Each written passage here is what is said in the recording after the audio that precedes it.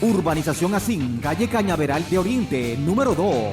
Para más información, 829-656-5236.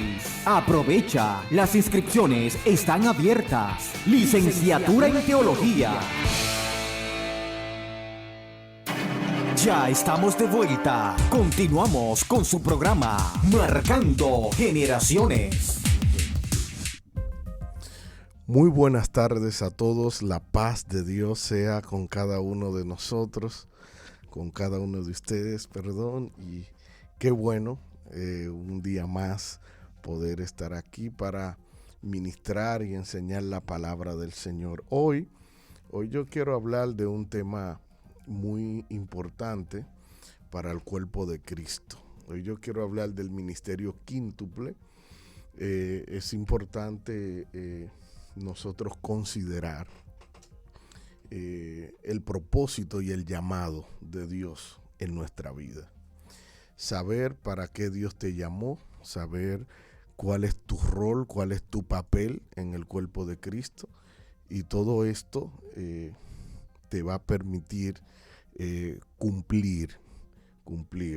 La palabra dice que Pablo dijo: he peleado la buena batalla y sobre todo he guardado la fe. He acabado la carrera. ¿Por qué el apóstol Pablo dice he acabado? Él dice he acabado porque él entendió que cumplió con su asignación ministerial aquí en la tierra. Él entendió que cumplió con lo que Dios le dijo. Él entendió que cumplió con el llamado y el propósito por la cual Dios lo puso aquí en esta tierra. Y en eso es que yo quiero enfatizar hoy. Que usted esté claro cuál es su llamado, para qué Dios lo llamó, cuál es la esfera de influencia que hay en tu vida para edificar el cuerpo de Cristo. Porque Efesios capítulo 4, en su versículo 7, dice que a cada uno nos fue dada una gracia según la medida de Cristo. Y la medida de Cristo es perfecta. Es decir, que usted no me puede decir a mí que usted no es nada ni sirve para nada. Mentira. Hay una gracia que Dios le dio. Y yo quiero que en este programa, en esta disertación de la palabra, usted pueda de alguna manera identificarse con una de estas gracias, con uno de estos ministerios, y saber identificar en qué usted es bueno. Cuando uno conoce su esfera de influencia, entonces tú tendrás la llave para saber hacia dónde está dirigido tu llamado. No, esto yo lo voy a repetir. Cuando tú conoces tu esfera de influencia, entonces tú tendrás la llave para saber hacia dónde está dirigido tu llamado.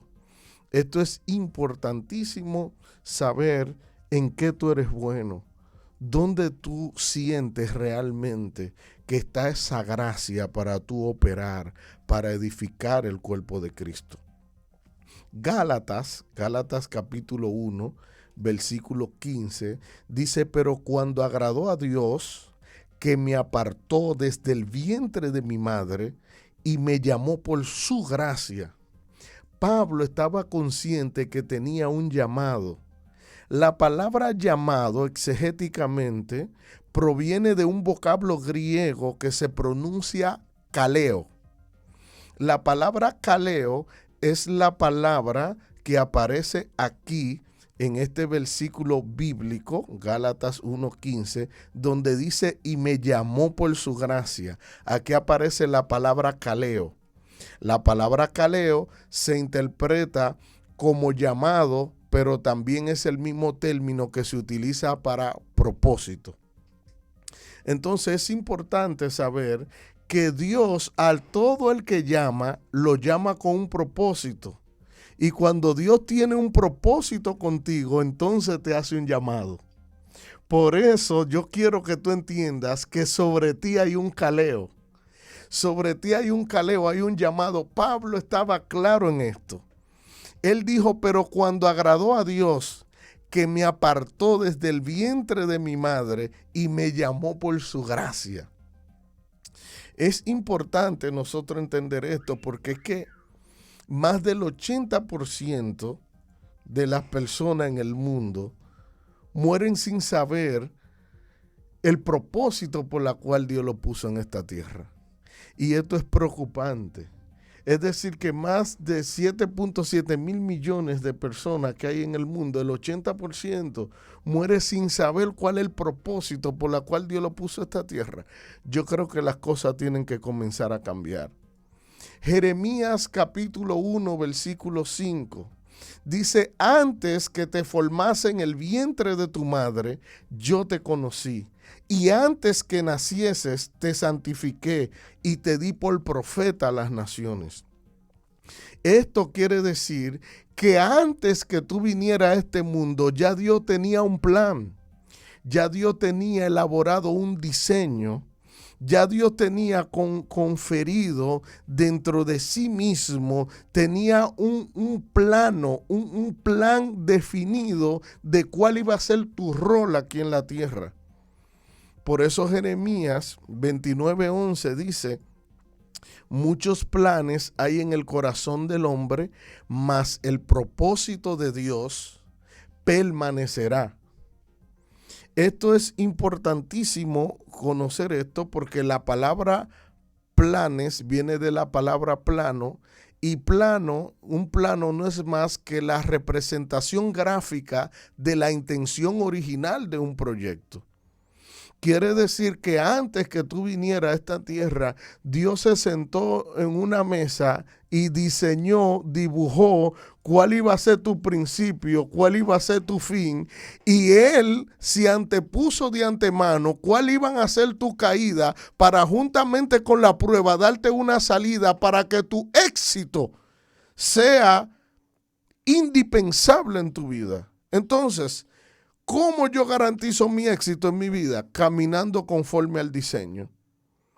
Entonces, yo tengo, para poder operar en el diseño, yo tengo que entender cuál es el propósito que Dios tiene conmigo, cuál es el rol que yo voy a jugar en el cuerpo de Cristo para servir de edificación. Romanos 10, 14 y 15 dice, ¿cómo pues invocarán a aquel en el cual no han creído?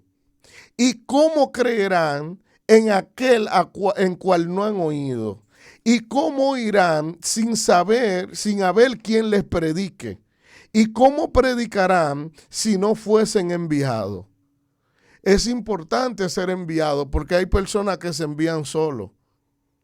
Entonces, aquí viene el sentido original, el sentido cuando yo entiendo ¿Cómo yo sé que estoy operando conforme a mi llamado? ¿Cómo yo sé que estoy operando conforme a mi diseño? Segunda de Timoteo 4:7, Pablo dice, yo he peleado la buena batalla y he acabado la carrera y he guardado la fe. Entonces, sería bueno que en una etapa de su vida usted diga, yo he acabado la carrera. Yo cumplí contigo, papá. Mi rey, mi señor, yo cumplí. Lo que tú me asignaste, yo lo hice aquí en la tierra. Eso es bueno. Pero no solo Pablo expresó esa palabra, sino Jesús. Jesús en Juan capítulo 17, versículos 4 y 5 dice, yo te he glorificado en la tierra. He acabado la obra que me diste que hicieras. Ahora pues, Padre, glorifícate tú al lado mío con aquella gloria que tuve contigo antes que el mundo fuese. Esto es impresionante. ¿Por qué Jesús dice, he acabado la obra que me diste? Porque Él sabía cuál era su asignación aquí en la tierra. Cuando tú no sabes cuál es tu asignación aquí en la tierra, tú comienzas a dar palo a la ciega. Un día eres evangelista, otro día te engancha pastor, compra, como dice Andy Ramírez, 40 sillas y te pone a pastorear. Es todo un lío. Entonces no permanece ni en una cosa ni en la otra y vive dando palos a ciega. Entonces es importante saber cuál es mi llamado, cuál es mi asignación ministerial, cuál es el diseño que Dios establece para que la iglesia opere. Esto es importantísimo. Dice la palabra en Hebreo 11:10, porque yo esperaba la ciudad que tiene como fundamento y cuyo arquitecto y constructor es Dios. El escritor de los Hebreos tenía una mentalidad de que Dios es arquitecto. Es impresionante. Él decía, porque aquí en Hebreos capítulo 11 habla de los héroes de la fe. Pero en el versículo 10 aparece Abraham diciendo que él esperaba una ciudad. Abraham vivía en carpas, porque lo que Dios le mostró, la ciudad que él vio, el constructor y el arquitecto de esa ciudad era Dios mismo. ¿Por qué? Porque un arquitecto lo primero que piensa en diseño. En diseño. ¿Qué es un diseño? Un diseño es una idea preconcebida que contiene todas las especificaciones de cómo funciona una cosa. Dios siempre trabaja con diseño. Dios no trabaja a lo loco. Dios no pone esto a ver si funciona de forma improvisada. No. Dios tiene un plan, Dios tiene un diseño. Y hoy yo quiero que usted sepa, entienda cuál es el diseño que Él estableció en la iglesia para que operara en ese orden. Pero fíjese que Moisés, Dios lo llama, llega la hora de construir el tabernáculo y en Éxodo 25:40 le dice, mira, haz todo conforme al modelo que te mostré en el monte. Pero la versión de la Biblia Las Américas dice, mira, haz todo conforme al diseño que te mostré en el monte. Porque es que Dios trabaja con diseño. Dios no trabaja a lo loco, Dios no trabaja y en una etapa de tu vida te dice, ¿qué tú crees? Pregúntale a los muchachos a ver si esto va a funcionar. No, Dios trabaja con diseño. Entonces yo veo mucha gente improvisando y haciendo cosas que están fuera de orden. Y lo peor, que lo que están haciendo fuera de orden, lo quieren hacer supuestamente en nombre de Dios. Entonces, tú no puedes hacer cosas en nombre de Dios cuando viene en dirección opuesta de lo que Dios quiere. ¡Wow! Impresionante. Mira, Dios le dijo a Moisés, antes de erigir el tabernáculo, haz todo conforme al diseño que te mostré en el monte. ¿Por qué? Porque Dios no quería que Moisés comenzara a improvisar a la hora de erigir el tabernáculo. Dios tenía un diseño definido de cómo iba a ser ese tabernáculo. No podemos estar improvisando en la iglesia. No podemos estar improvisando en ministerios que no hemos sido llamados. Ni podemos estar aprobando ministerios, este sí, este no. Como que esto es el zunzún de la calavera. No, hermano. La iglesia de Jesucristo, quien estableció la iglesia, estableció un diseño de cómo la iglesia debe de operar. Primera de Crónicas, capítulo 28, dice, pues dijo David, todo esto me fue diseñado por la mano del Señor, y Él me dio a conocer cada detalle del diseño. Está hablando del templo de Salomón. Es que el templo de Salomón no fue que Dios le dijo, bueno, invéntate algo ahí. No. David dijo, la mano de Jehová me trazaron el diseño de la casa. Dios trabaja con diseño. Por eso es que hay muchas congregaciones que no crecen. Porque están haciendo cosas que no tienen nada que ver con el diseño de la iglesia. Génesis capítulo 6, versículos 14 y 15. Dios llama a Noé. Y le dice, hazte una arca de madera de gofer. Le harás aposento en la arca. La calafetearás con brea por dentro y por fuera. Fíjate cómo Dios le da las instrucciones a Noé y le da el diseño de hacer el arca. Si Noé no hace el arca conforme al diseño, se hunde. Imagínate lo que Dios le está diciendo. Oye las instrucciones del diseño. Tú vas a tomar madera de gofer. La va a calefatear. Usted sabe lo que es un proceso de calefateo. La madera, cuando usted tala una madera, esa babita que usted le ve en el corte, eso se llama savia. La savia es lo que persiguen los hongos, la calcoma para dañar la madera. Ahora, cuando usted la calefatea, usted la somete a un proceso de fuego, a un proceso de calor, para consumir la savia y llevar la madera a su mayor índice de densidad. ahí es donde la madera se pone dura de verdad y la calcoma no le entra. Quizá Noé no sabía eso, pero como él hizo todo conforme al diseño, no hubo un error que pudiera patrocinar el fracaso del arca. El problema es que hoy queremos operar en la iglesia sin conocer su diseño. Ahí es que está el problema. Noé hizo todo conforme al diseño que Dios le mostró acerca del arca. Fíjate que él le dijo: tomarás madera de gofer, la vas a calefatear con brea por dentro y por fuera. ¿Qué es la brea? La brea funcionaba como un material impermeabilizante. Porque cuando usted une una madera con otra, sin usted tener las herramientas adecuadas, queda como una intrija entre una madera y otra. Al él ponerle brea, y está impermeabilizando la junta para que el agua no penetre. ¡Wow! Impresionante. Entonces, el éxito de la construcción del arca consiste en que Noé hizo todo conforme al diseño. Y el problema es que muchas congregaciones no pueden expandirse, no pueden crecer, no pueden tener éxito porque no conocen el diseño de la iglesia. Entonces, si usted pretende empujar la iglesia y tratar de alguna manera experimentar un crecimiento, cuando yo hablo de crecimiento, hablo de un crecimiento vertical de la relación y conexión con Dios y un crecimiento horizontal. Porque yo digo que las iglesias exitosas son grandes, pero no todas las grandes son exitosas. ¿Por qué? Porque si usted es una persona de relación con Dios y camina conforme al diseño, ese crecimiento vertical se manifiesta de manera horizontal. Entonces, yo creo firmemente que cuando un ministro, que cuando una iglesia, un concilio, un ministerio, una red apostólica opera conforme al diseño, experimenta un crecimiento sobrenatural.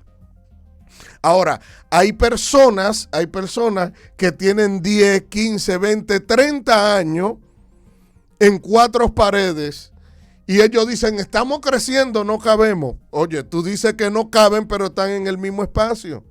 Entonces, tú no puedes decirme a mí que tú estás creciendo en el mismo espacio. Tú creces cuando tu iglesia tenía 100 metros y ahora tiene 600. Tú dices: bueno, ahora el tamaño es 6 veces más que la que yo tenía. Pero dice: estamos creciendo. Todos los días se convierte en gente, pero en el mismo espacio. Entonces, ¿tú estás creciendo para dónde? Entonces, no nos engañemos nosotros mismos. El crecimiento de la casa debe ser vertical y horizontal. Oh, estamos creciendo y usted ve reventando las redes. Y creciendo y se convirtieron 10, 15, 20, 30. Bueno, si nosotros sacamos cuenta todo lo que tú dices que se han convertido, bueno, pues tendrá un estadio. Entonces, hay que sincerarse con el Señor. Ver si verdadero estamos creciendo o no. La gente que han creído en ti, en tu ministerio. Porque es que el liderazgo no consiste solo en que me sigan, no. Sino es yo saber hacia dónde estoy dirigiendo lo que me siguen a mí. Entonces, ahí hay un detalle. Hay un detalle porque es que el Dios que estableció la iglesia, estableció un diseño de cómo la iglesia tiene que operar. El que estableció el reino de Dios, estableció un diseño de cómo el reino debe de operar. Entonces, es importante nosotros conocer el diseño para saber cómo operar y en qué orden. Entonces, cada vez que nosotros leemos pasaje bíblico como este, 1 Corintios 3:10, dice: conforme a la gracia de Dios que me ha sido dada, yo como perito arquitecto puse el fundamento y otro edifica encima, pero cada quien mire cómo sobreedifica sobre ese fundamento. Pablo, con un llamado apostólico, el apóstol Pablo, dice que él como perito arquitecto, Es decir, la palabra perito arquitecto podíamos catalogarla a esta altura de juego como un experto que puede interpretar los planos. Porque Pablo no se está tomando los méritos de que él es el arquitecto, porque el arquitecto es el que diseña. Y leímos en Hebreo 11:10 cómo Abraham veía a Dios como un arquitecto. Entonces, el diseño de la iglesia, él dice que él como apóstol, como perito arquitecto, él dice que él interpreta el fundamento, que él lo pone, que él edifica encima, pero él hace una observación, él hace una advertencia y dice, pero cada uno mire cómo sobreedifica. Cada quien tenga mucho cuidado. Entonces, cuando tú tienes un diseño para levantar un edificio, para levantar una edificación, ese diseño contiene todas las especificaciones de cómo va a funcionar esa edificación. Y si tú no conoces el diseño, es probable que tú estés desarrollando una obra que no corresponda con esa etapa. ¿Qué es lo primero que tú necesitas para establecer un diseño? Lo primero que tú necesitas es un terreno. Es un terreno, porque si tú no tienes el terreno, ¿dónde tú vas a edificar? ¿Dónde? Por eso el apóstol Pablo en Corintios 3 dice que nosotros somos labranza de Dios, plantío de Jehová para la obra suya. Entonces, por eso es que Él edifica en nosotros. Y Él nos muestra, según su diseño, cómo edificar en su iglesia para que la iglesia pueda funcionar de forma óptima. Es como que usted tenga un radio en su casa. Usted quiere escuchar la emisora. ¿Cómo usted puede escuchar una emisora en su radio? Lo primero que usted tiene que entender es que la emisora que usted quiere escuchar transmite ondas hertzianas. Y esas ondas hertzianas son capturadas por la antena de la radio. Esa antena que captó esa señal la lleva al sintonizador. El sintonizador es lo que le permite graduar y ubicar la frecuencia de esa señal que usted quiere escuchar. Ahora, una vez ese sintonizador capturó la frecuencia de esa señal, la pasa al preamplificador. El preamplificador la pasa al amplificador y el amplificador le da volumen a esa señal para escucharla por un altavoz. Pero imagínese que usted en un momento diga en ese radio nuevo, a mí no me gusta esa antena tan fea, y agarre y la parta y la quite. ¿Cómo usted va a escuchar esa emisora? No hay forma de que usted escuche esa emisora porque usted le quitó la antena. Y aunque ese radio era nuevo y era funcional, ahora pasa a ser disfuncional porque usted no lo está usando conforme al diseño. Y es precisamente lo que está pasando en la iglesia. Él mismo constituyó a unos apóstoles, a otros profetas, evangelistas, pastores y maestros. ¿Qué pasa? Que ahora la religión solo quiere conocer 3 ministerios: pastor, evangelista y maestro. Y los 2 principales ministerios de fundamento, que es lo apostólico y lo profético, no lo quieren. Entonces, ¿cómo la iglesia puede operar de forma funcional cuando 2 de los principales ministerios la religión lo ha sacado? Pregúntenle a sus pastores cuál es tu cobertura apostólica. Y no saben. ¿Por qué? Cuando él dejó a Timoteo pastoreando en Éfeso, que él estaba cabizbajo, la unción había bajado, ya no había milagros, no había señales. ¿Qué le dijo Pablo? Aviva el fuego del don de Dios que hay en ti, que recibiste mediante ¿qué? Mediante la imposición de mis manos delante de Poncio Pilato, el presbiterio y muchos testigos. ¿Por qué? Porque tú tienes que tener a alguien que avive el fuego, que te inste, que te inspire, que te empuje a lograr los objetivos. Ahora, si usted está bajo esa unción pastoral solo, usted no tiene a nadie que tenga ese caleo, ese llamado, esa unción apostólica, profética, entonces usted está en serio problema. La iglesia ahora mismo está en serio problema. Porque hay lugares donde llamarle apóstol a un hombre de Dios no es malo, porque es bíblico.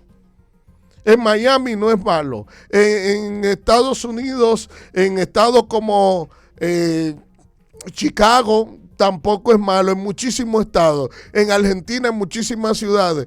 Aquí es un problema grave, aquí en República Dominicana. Porque para ti conocerte como apóstol, tú tienes que ser un superhéroe y tener una capa en la espalda. Porque si ellos identificaron que en una etapa de tu vida hubo una debilidad, no, pues tú no eres apóstol. Pues tú no eres profeta. Porque en una etapa de tu vida a ti te gustaba el dinero. Porque en una etapa de tu vida te gustaba el juego de azar. Porque en una etapa de tu vida caíste en pecado.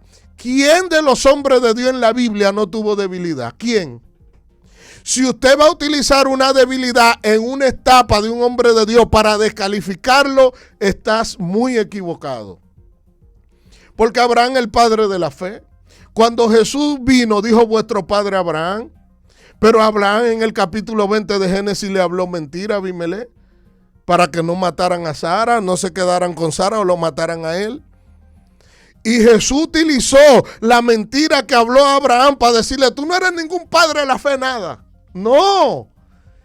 Los hombres, aunque sean de Dios, van a tener debilidades. Con esto no estoy justificando el pecado. Lo que estoy diciendo es que en alguna etapa de la vida manifestaron alguna debilidad y eso no lo descalifica. Pero Moisés, el gran hombre de Dios, el hombre del Pentateuco, finalmente lo terminó Josué. Ese gran hombre de Dios, la piedra que Dios le dijo, háblale, él la golpeó, que simbolizaba a Cristo en el desierto. Y Dios le dijo a Moisés, no entrarás. Sube al monte, mira la tierra de lejos y muere. A Moisés. David, el hombre conforme al corazón de Dios, el que pecó con Betsabé y mandó a matar a Urías Eteo. Ese hombre, él le dice luego a Saúl, si tú hubiese andado en mi camino como anduvo en mi siervo David, sin doblarse ni izquierda ni a derecha. Oye eso, Dios, hablando así de un hombre que pecó. Porque es que Dios no va a usar tu debilidad en una etapa de tu vida como una vara para medirte y descalificarte. Ahora, hay un problema serio porque la religión no quiere o se resiste a recibir el ministerio apostólico y profético. Eso es terrible cuando dice, viene un profeta, un apóstol, se escandalizan como que es un demonio que viene. No. Ya no tenemos casi pastores porque ahora todos quieren ser apóstoles. Mi hermano, no persiga a los hombres de Dios.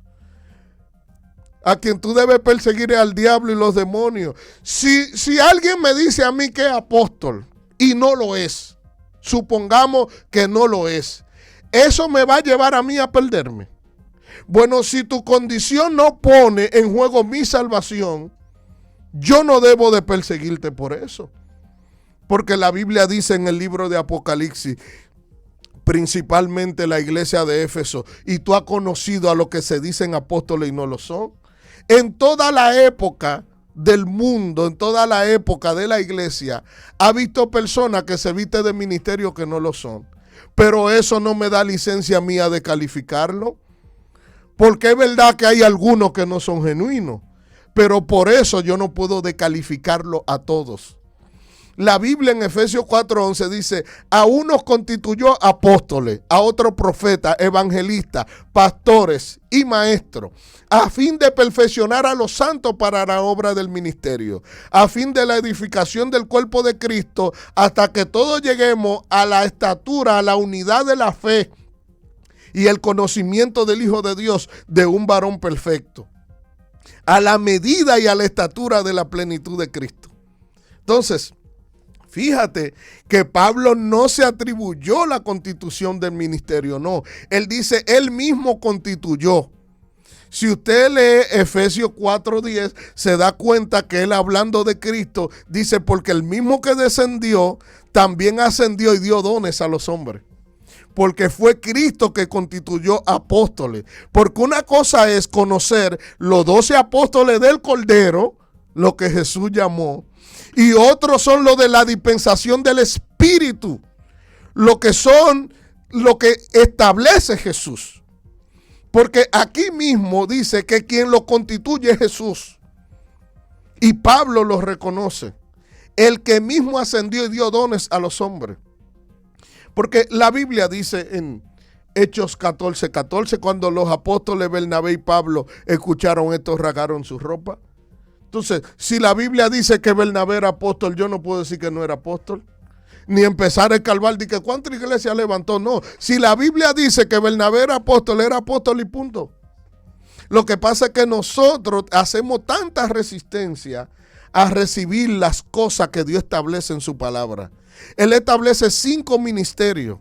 Ahora, la religión solo ha recibido 3, pastor, evangelista y maestro, y lo que han edificado una mesa de 3 patas y no tiene equilibrio la iglesia. Entonces nosotros tenemos que comenzar a entender. Aquí dice que él mismo constituyó a unos apóstoles, a otros profetas, evangelistas, pastores y maestros. En la misma lista que están los pastores, están los apóstoles y los profetas. ¿Y por qué de esa lista de 5 yo voy a decir, déjame ver cuál me gusta, este no, este se va, este se quita? No. ¿Y quién te atribuyó a ti la autoridad de decidir cuáles son los ministerios que operan? Si el Rey de Gloria estableció 5, tú no puedes decir, bueno, yo solo recibo 2, solo recibo 3. Pues yo no he visto credenciales de maestros, ni a los maestros le dan credenciales. No, el enfoque es pastoral. Es que el ministerio pastoral es un ministerio que está enfocado en alimentar el redil, en cuidar. Pero hay una unción de transición, hay una unción de ascensión, hay una unción de rompimiento que te trasciende más allá. Por eso el Señor estableció 5 ministerios, no 3, 5. Y dice que Él estableció esos 5 a fin de perfeccionar a los santos para la obra del ministerio. La palabra perfeccionar exegéticamente aquí es la palabra griega katartizo. La palabra katartizo en los tiempos de Pablo era una palabra, era un término médico que lo utilizaban los ortopedas para alinear un hueso con hueso.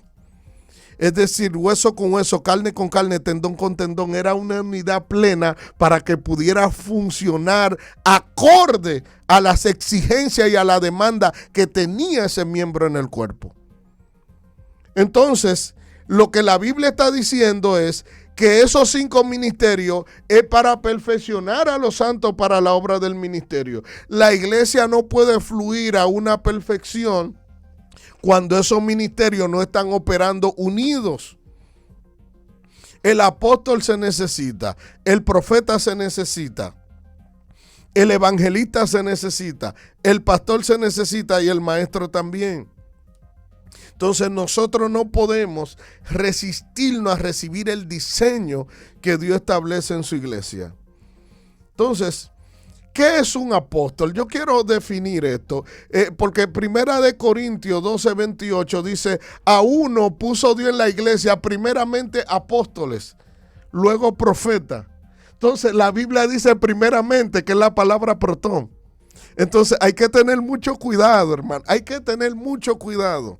Porque la Biblia dice que el juicio que acarrea el que le quita o el que le añada a las Sagradas Escrituras.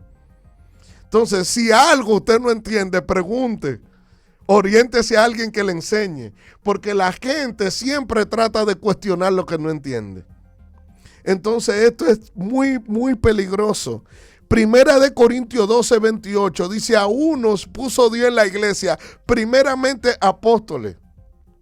La palabra primeramente es la palabra protón, que significa primero, en orden, tiempo y lugar.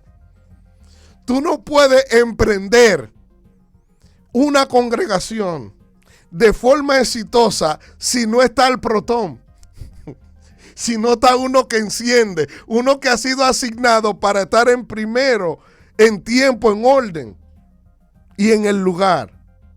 La palabra apóstol proviene del término griego apostolo, que significa uno que ha enviado adelante, uno que ha enviado como estratega, uno que abre brecha. Mira, Alejandro Magno en los años 330, él tenía apóstoles.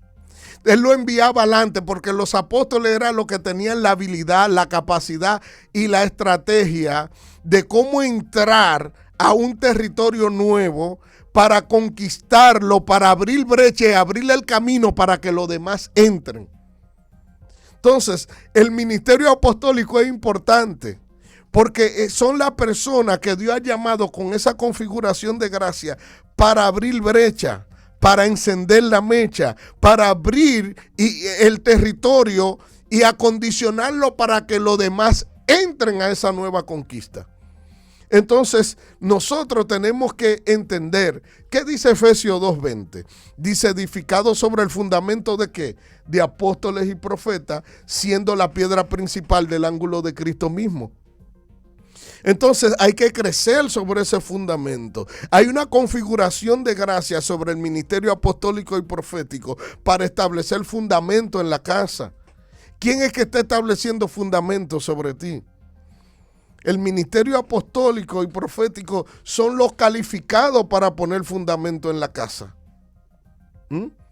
La iglesia debe ser fundamentada según ese diseño. Entonces nosotros tenemos que entender cuáles son las características y la asignación de un verdadero apóstol. Número 1, los apóstoles son llamados por Dios y reconocidos por varios testigos que son maduros en la fe y por el mismo pueblo. Dice la Biblia en Hechos 13:2, y ministrando esto al Señor y ayunando, dijo el Espíritu Santo, apártame a Bernabé y a Saulo para la obra que lo he llamado. Es decir, un apóstol es una persona que ha sido llamado por Dios y reconocido por ministros y testigos maduros en la fe y reconocido también por el pueblo. Número 2, un apóstol es una persona que le siguen las señales y las maravillas. Esas señales y maravillas siguen a un verdadero apóstol. Señales como las que están en la Biblia, resucitar muertos, levantamiento de iglesia en diferentes lugares, establecer fundamento en el cuerpo de Cristo, la activación en los dones sobrenaturales en el cuerpo de Cristo, la administración continua en el fuego del Espíritu Santo, la manifestación continua en sanidades, milagros, señales, levantar paralíticos, que los ciegos vean. Esas son las señales de un verdadero apóstol. Entonces el detalle no es de que saber si tú eres apóstol, no, es ver cuáles son las señales que te siguen, cuál es el fundamento de tu doctrina, tu enseñanza, que venga de arriba, tu ministración en el fuego del Espíritu Santo, la manifestación en señales, sanidad y milagro. Esa es la unción de un verdadero apóstol. Entonces no nos podemos perder en cosas elementales. Entonces, esto es importante. Hechos 5:12, y dice que por la mano de los apóstoles se hacían muchas señales, maravillas y prodigios en el pueblo. Y estaban todos unánimes. Es algo extraordinario cuando nosotros vemos lo que la palabra de Dios enseña. El asunto no es resistir ni creer que un apóstol es un Metatrón, no. Es un hombre que ha sido ungido con esa unción y esa característica. Dice en Hechos 9:37 que aconteció en aquellos días que enfermó y murió después de ser lavada, hablando de Dorcas, la pusieron en la sala, y dice que Lida estaba cerca de Jope y los discípulos oyeron que Pedro estaba allí y enviaron 2 hombres y fueron a buscar a Pedro. Entonces dice que levantándose Pedro, fue con ellos, y cuando llegó, la llevaron a la sala donde le rodearon todas las viudas y llorando, y dice que mostraron las túnicas y los vestidos que Dorcas hacía cuando estaban con ella. Entonces, sacándolo Pedro a todos, dice que Pedro se puso de rodillas y oró, y volviéndose al cuerpo dijo, Tabita, levántate. Y ella abrió los ojos, y al ver a Pedro se incorporó. Estas son las señales apostólicas. ¿Cuál es otra señal apostólica? La confrontación continua al pecado y al mal. Por eso Hechos 16 dice que cuando Pablo y Silas iban caminando, había una joven con espíritu de adivinación que le voció. Estos son grandes hombres de Dios y dando voces para tratar de levantar el ego y el orgullo. Y Pablo, sabiendo que esta tipa estaba influenciada, endemoniada, reprendió el espíritu de ella. Estas son las señales apostólicas. Entonces, no hay por qué estarse resistiendo. No hay por qué estarse resistiendo. Tito, capítulo 1, versículo 5, dice: por esta causa te dejé en Creta para que corrigiese la deficiencia de cada anciano en cada ciudad, así como yo te mandé. Yo no puedo cuestionar el apostolado de Tito, porque si él corregía la deficiencia de cada pastor en cada ciudad, así como lo mandó, es porque estaba operando en esa unción apostólica, en ese ministerio apostólico, lo cual estableció a Timoteo. Dijo: recíbanlo como a mí, porque si lo reciben a él, a mí me están recibiendo. Entonces, cuando usted estudia las Sagradas Escrituras, se da cuenta que lo apostólico y lo profético son ministerios de fundamento en la iglesia. Para la iglesia experimentar un verdadero crecimiento, tiene que operar conforme al diseño que Dios establece. No conforme a lo que yo quiero recibir. No conforme a lo que a mí me gusta o conforme a lo que me enseñaron. Porque lo que a mí me enseñaron no es la vara para medir la veracidad de la iglesia. ¿Cuál es la vara para medir la veracidad de la iglesia? Las Sagradas Escrituras. Porque las Sagradas Escrituras es que establecen lo que Dios dice, lo que Dios enseña y lo que Dios quiere que tú hagas. Entonces, cuando entramos al segundo ministerio, a lo profético, ¿qué dice Pablo en Corintios 14? Dice: procurar el amor y los dones ministeriales, pero sobre todo que profeticéis. Oye, sobre todo que profeticéis. Porque lo profético es una de las alas principales de la iglesia, la adoración. ¿Cuántas cosas nosotros necesitamos como iglesia? Pero nosotros sobre todo tenemos que entender el diseño que Dios establece en la iglesia. ¿Cuál es el diseño que Dios establece que la iglesia debe de operar? Primeramente puso Dios apóstoles, luego profetas, evangelistas, pastores y maestros. Esos 5 ministerios tienen que estar. Por eso muchos pastores pasan por momentos difíciles y no tienen un hombro sobre el cual llorar. No hay una cobertura apostólica que pueda darle instrucciones, que pueda inclusive establecer correcciones sobre ellos. Porque cuando un pastor cae, ¿quién lo corrige? ¿Quién le da paternidad? El concilio. Un concilio no da paternidad. Paternidad la da un hombre que ha sido establecido como una autoridad delegada. Entonces hay que entender los principios bíblicos, hay que entender cómo opera y en qué orden. La iglesia ya tiene que despertar. No podemos seguir, bueno, y San Pedro y la cuna del Pentecostés, bueno, ¿y cuándo el niño va a salir de la cuna? No podemos seguir enano, cabizbajo, no. Tenemos que despertar, tenemos que transicionar, ir a otra dimensión. Déjese guiar, déjese corregir. No piense que porque usted es pastor aquí, allá, usted entiende que es la última Coca-Cola del desierto. No, usted debe tener otra autoridad. No estoy hablando de institución, estoy hablando de autoridad. Porque las instituciones tienen muchos otros mecanismos alternos que en realidad no evalúan, ni confrontan, ni analizan, ni pueden medir cuál es el averaje de tu crecimiento, ni saben nada, ni supervisan. Es más, muchas veces utilizan el dinero como un mecanismo para medir tu fidelidad. Y en el momento que ese dinero llega, dice él es fiel, y el que no llega es infiel. Pero no saben cómo está la iglesia. No sabe cómo está la Grey. No sabe si ha experimentado crecimiento sí o no. Si usted tiene 20 años en el mismo cuadrito, con la misma gente, con la misma silla, usted lo que está perdiendo el tiempo, usted y la persona que tienen ahí también la está haciendo perder su tiempo. Porque el crecimiento, el cambio es indispensable. ¿Usted quiere ver si el cambio es importante? Deje una agua acumulada en un tanque 20 días y vuelva a ver el agua, a ver si huele o apesta. Porque si no experimenta cambio, comienza a arder. El cambio es indispensable. Es más, el resistirse al cambio es faltarle respeto a la realidad. El cambio es el futuro insertándose en el presente que genera hoy una respuesta. Usted no puede resistirse al cambio. porque el cambio es indispensable. Alguien dijo que ningún hombre sabio y valiente se sienta a descansar en la línea de la historia esperando que el tren del futuro le pase por encima. No, sino que se levanta, implementa cambio. Nosotros, como iglesia, tenemos que crecer, experimentar cambio. Mi papel no es perseguir a los profetas. Mi papel no es perseguir a los apóstoles. No. Mi papel es interpretar cuál es mi asignación, cuál es el propósito por la cual Dios me llamó, cuál es el caleo.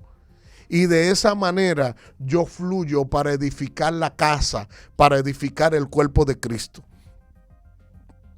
Yo conozco ministros, pastores, que si bien han tenido una cobertura apostólica genuina, Dios mío, bien explotado, porque tienen dones bonitos, pero necesita alguien que se los canalice. Y es tremendo. Es que fíjate que la visión apostólica y profética no se encierra en lo local, sino que se extiende. Porque él dijo, vaya y hagan discípulos ¿a dónde? A todas las naciones. Entonces, hay gente que cree que porque tiene 20 años, uno en una esquinita ahí con 3 gente, piensa que está haciendo la voluntad de Dios.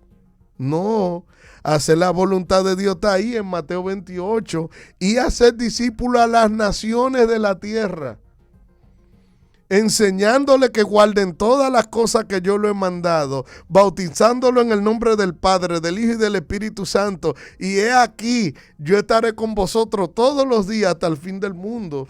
Hay gente que están bien extraviados en su liderazgo, pero bien extraviados. Y ellos creen que porque enseñan una vez a la semana, piensan que están bien con Dios y piensan que están haciendo el trabajo. ¿Por qué? Porque no tienen una cobertura apostólica que encienda la chispa, que abra la brecha, que le dé dirección, que le diga vive el fuego del don de Dios, extiéndete, crece, explota. No tiene nadie que le diga, ven acá, pero tú tienes un año que no ayunas, que no te metes 7 días con Dios. Pero pregúntame, ¿cuál fue la última vez que tú fuiste a una iglesia y dijeron, no, ese hombre tiene 15 días encerrado con Dios? No quieren orar, no quieren ayunar, no quieren encerrarse, no quieren buscar el rostro de Dios a la dimensión que se requiere para explotar, ministrar y generar el crecimiento que verdaderamente ellos deben de expresar. Si usted se muere en esta tierra sin dejar un legado, su transcurrir por la tierra fue efímero. Porque la perpetuación de un ministerio se da cuando deja un legado. ¿Qué es un legado? Es aquel que le va a dar continuidad a lo que Dios comenzó contigo aquí en la tierra. Pregúntele a cualquiera. Dile, ¿quién te va a sustituir a ti? ¿Quién fluye con esa unción aquí que tú tienes? ¿Quién tiene esa revelación? ¿Quién tiene esa visión? ¿Quién le va a dar continuidad a lo tuyo? No tienen ni idea, porque es como una rutina barata de venir todos los días a lo mismo sin tener una dirección. ¿Cuáles son las 5 interrogantes que debe dar respuesta a un líder genuino? Número 1, saber qué se va a hacer. Número 2, cómo se va a hacer. Número 3, con quién se va a hacer. Número 4, ¿cómo sabré que he logrado lo que me propuse? Si usted no tiene cómo responder ese interrogante, no de boca, de que, bueno, yo voy a poner un techo en Alucín. No, eso no es visión. La visión de Dios y los propósitos de Dios son eternos. Si su propósito y su visión está en poner 200 bloques, 3 vigas y una losa de hormigón, eso no es visión porque eso es temporal. Eso es edificar templo y Jesús nunca edificó un templo. Al contrario, el Salmo 127 dice que si Jehová no edifica la casa, en vano trabajan los que le edifican. Pero Jesús fue el líder más grande de toda la historia. Jesús nunca edificó un templo. Y usted me dice que su objetivo es edificar un templo grande. No, pero usted está más perdido que Judas Iscariote. Jesús no edificó templo, pero sí edificó gente. Y hoy nosotros somos resultado de esa gente que Jesús edificó. No pierda tu tiempo en querer llenar la expectativa en cuál tiene la iglesia o el templo más grande. Dios no te llamó a ti a competir con tus colegas, a ver quién tiene el templo más grande, si tiene aire o no tiene aire, si las sillas son acolchadas o no, si son reclinables o no, si tiene alfombra o no. Esas son tonteras. Tienes que alinearte al propósito eterno. Tienes que conocer el diseño de la casa. Y lo voy a dejar hasta ahí. El que estableció la iglesia estableció un diseño de cómo la iglesia debe de operar. Y en el diseño él dijo que primeramente apóstoles, luego profetas, evangelistas, pastores y maestros. Dios le bendiga. Nos vemos el lunes.